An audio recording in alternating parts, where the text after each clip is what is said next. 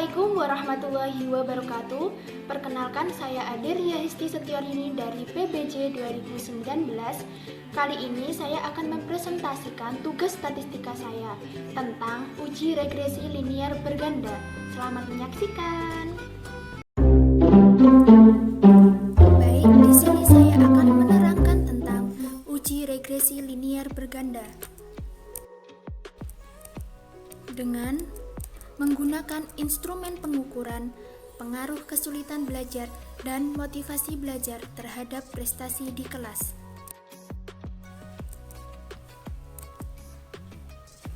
Instrumen yang akan diukur yaitu dengan melalui 1. Membuat instrumen pengukuran.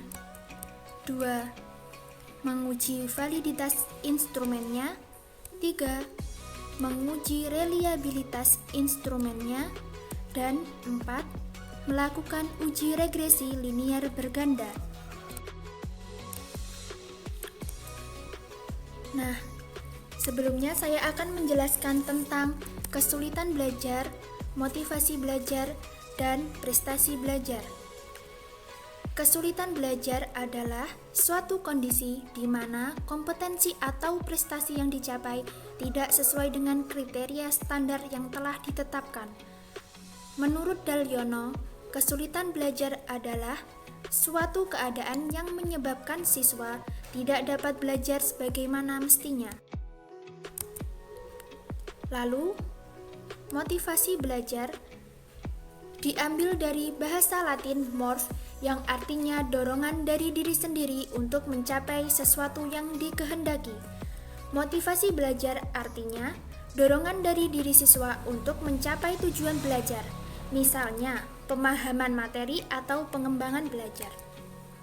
Menurut Sardiman, motivasi belajar adalah keseluruhan daya penggerak dalam diri siswa yang menimbulkan kegiatan belajar, yang menjamin kelangsungan dari kegiatan belajar dan memberikan arahan pada kegiatan belajar, sehingga tujuan yang dikehendaki oleh subjek belajar itu dapat tercapai.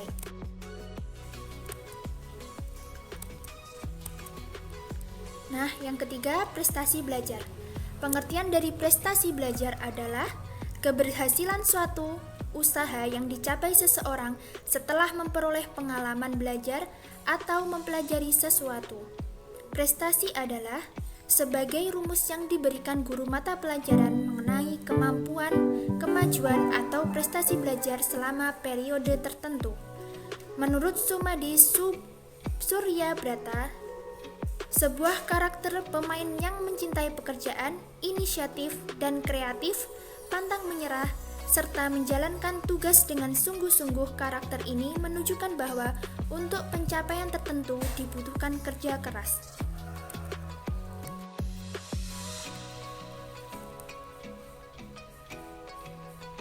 Dari aspek kesulitan belajar dapat disimpulkan beberapa indikator, yaitu 1. Kesulitan fokus belajar. 2. Nilai pelajaran yang tidak konsisten. 3. Ceroboh dan tidak teliti. Dan yang terakhir atau yang keempat, kesulitan mengingat atau mudah lupa. Dari aspek motivasi belajar dapat disimpulkan beberapa indikator, yaitu 1. Memiliki dorongan atau ketertarikan pada mata pelajaran yang diajarkan. 2. Ingin selalu bergabung dalam kelompok kelas. 3. Tepat waktu dalam penyelesaian tugas atau PR. 4. Menggunakan kesempatan di luar jam pelajaran untuk memperdalam materi.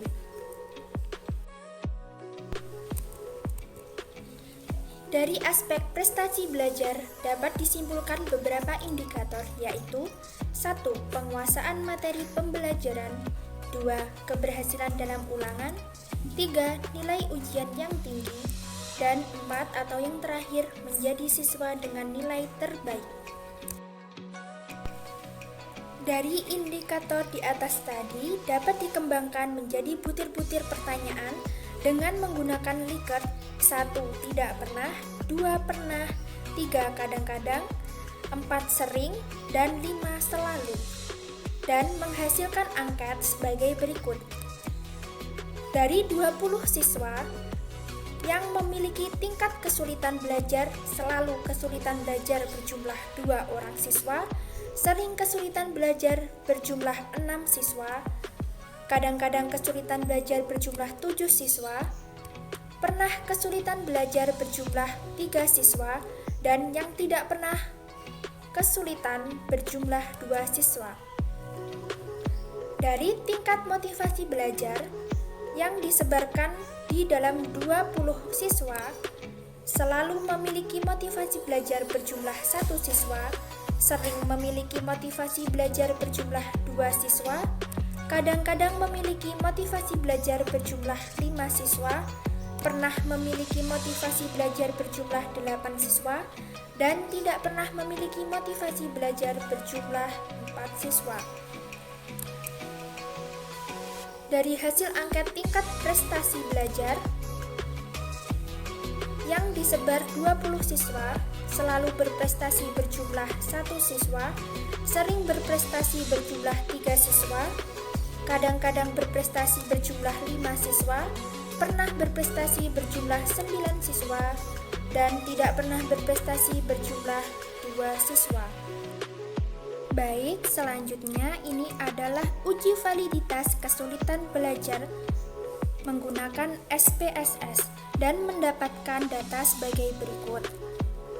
Dari output data tersebut, validitas item soal atau instrumen pengukuran dapat dilihat dari signifikan to tell, yang keseluruhan dalam kesulitan belajar menunjukkan nilai 0,000 atau 0,05, maka instrumen pengukuran kesulitan belajar dikatakan valid.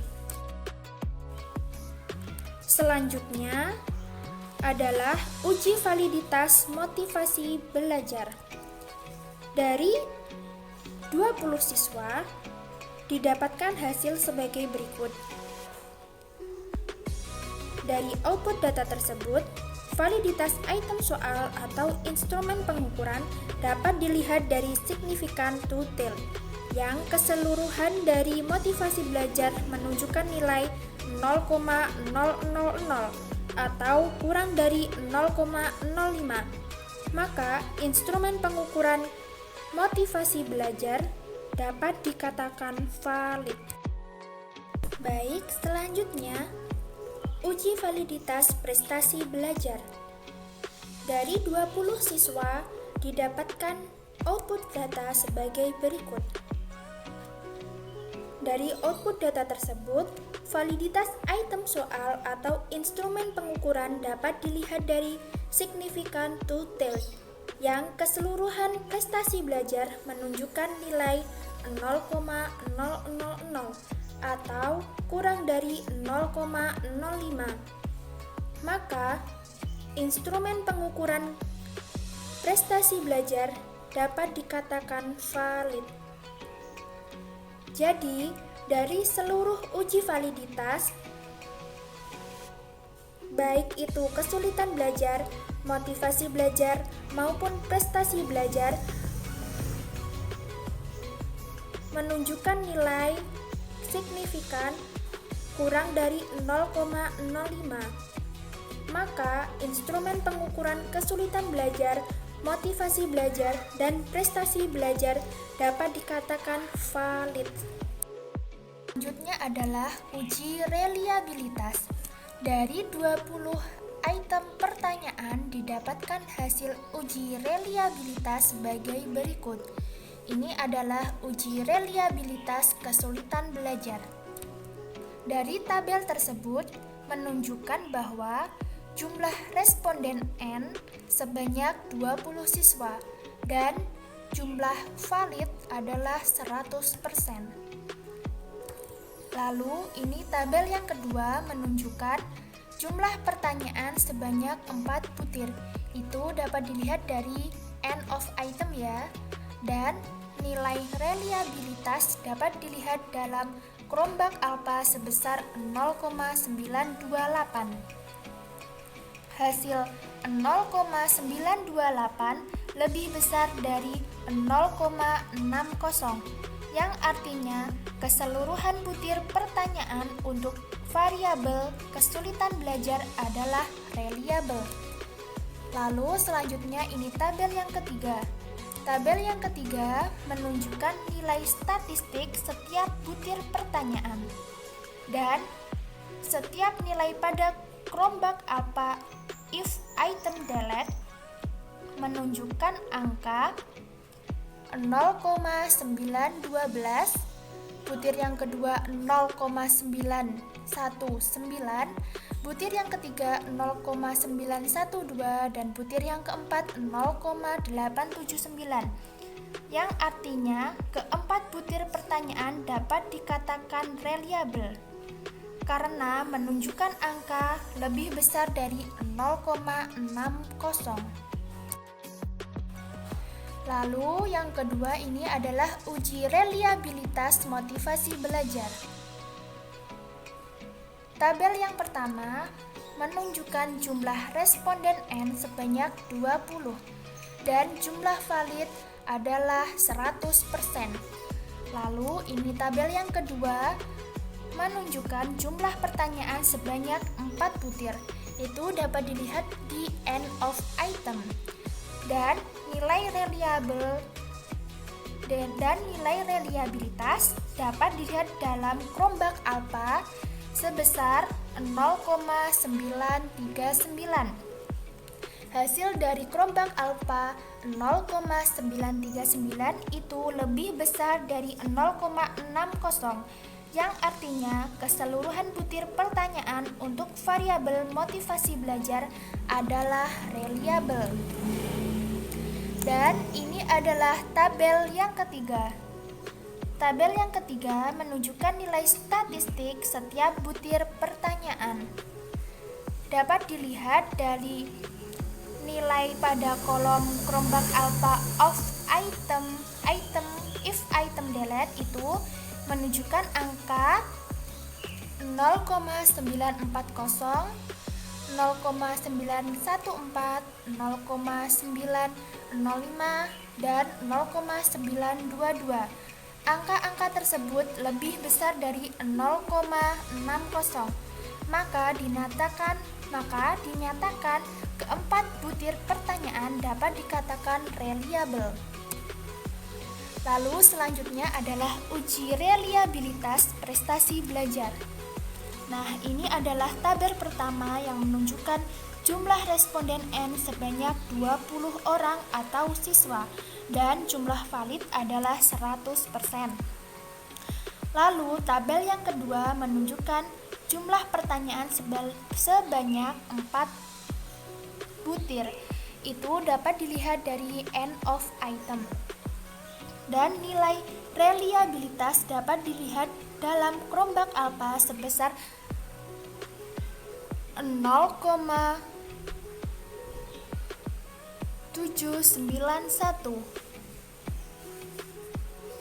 0,929, dan 0,929 itu lebih besar dari 0,60, yang artinya keseluruhan butir pertanyaan untuk variabel prestasi belajar adalah reliable. Ini yang kedua ya, tabel yang kedua, dan ini tabel yang ketiga. Dari tabel yang ketiga menunjukkan nilai statistik setiap butir pertanyaan. Dari setiap butir pertanyaan tersebut mendapatkan hasil 0,889, 0,896, 0,903, dan 0,935, yang menunjukkan angka tersebut menunjukkan lebih besar dari 0,60, maka keempat butir pertanyaan dapat dikatakan reliable. Baik, selanjutnya adalah uji regresi linear berganda, atau ini adalah inti dari pembahasan kali ini. Dan ini adalah tabel dari uji regresi linear berganda. Tabel output variable entered atau remove di atas memberikan informasi tentang variabel penelitian serta metode yang digunakan dalam analisis regresi. Adapun variabel independen yang dipakai dalam analisis ini adalah variabel kesulitan belajar X1 dan motivasi belajar X2. Sementara variabel dependen adalah variabel prestasi atau Y. Analisis regresi menggunakan metode enter. Tidak ada variabel yang dibuang, sehingga pada kolom variabel remove tidak ada angkanya atau kosong. Selanjutnya dari tabel model summary memberikan informasi tentang nilai koefisien determinasi, yakni distribusi atau sumbangan pengaruh variabel kesulitan belajar dan motivasi belajar secara simultan atau bersama-sama terhadap variabel prestasi. Lalu selanjutnya ada tabel ANOVA. Di dalam tabel ANOVA memberikan informasi tentang ada tidaknya pengaruh variabel kesulitan belajar dan motivasi belajar secara simultan terhadap variabel prestasi.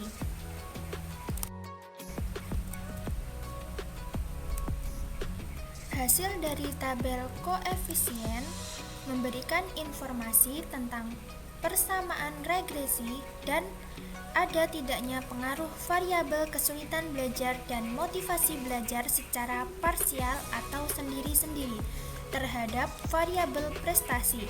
Adapun rumus persamaan regresi dalam analisis ini yaitu Y sama dengan A tambah B1 kali 1 tambah B2 kali 2 sama dengan 5,255 min 0,164 plus 0,689.